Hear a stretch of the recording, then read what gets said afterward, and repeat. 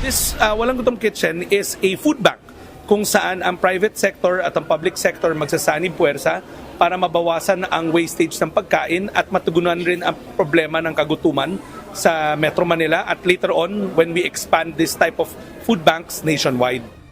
Isa sa prioridad ng Administrasyong Marcos ang mabawasan ang kagutuman sa bansa. Kaya ngayong araw, pinasinayaan ng Department of Social Welfare and Development kasama si First Lady Liza Araneta Marcos ang pagbubukas ng Walang Gutom Kitchen sa Pasay City.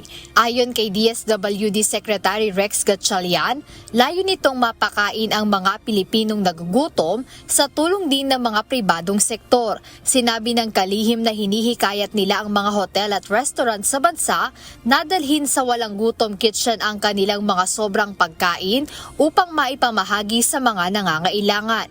Actually, iba-ibang konsepto eh. Meron kasing surplus na luto na, pero meron ring mga food companies na nagdo-donate ng hilaw pa or nasa delata. So lahat yan tatanggapin natin basta pagkain para masigurado natin na yung mga pamilya natin, yung 700,000 na food poor families natin, meron silang matatakbuhan rin pagka kailangan nila ng pagkain.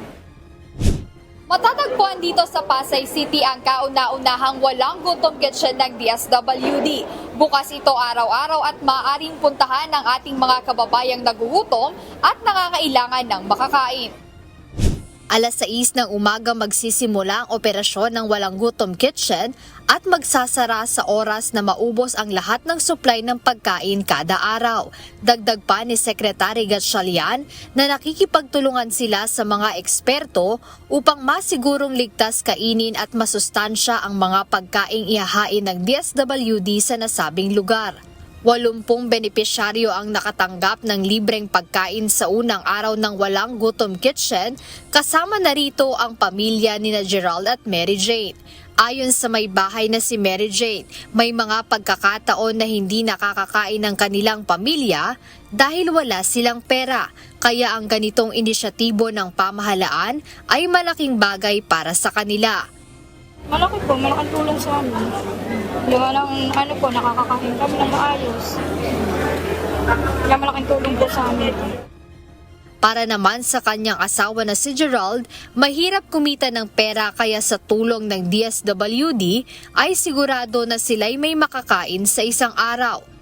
Sa bangketa po ako ng tulong mo.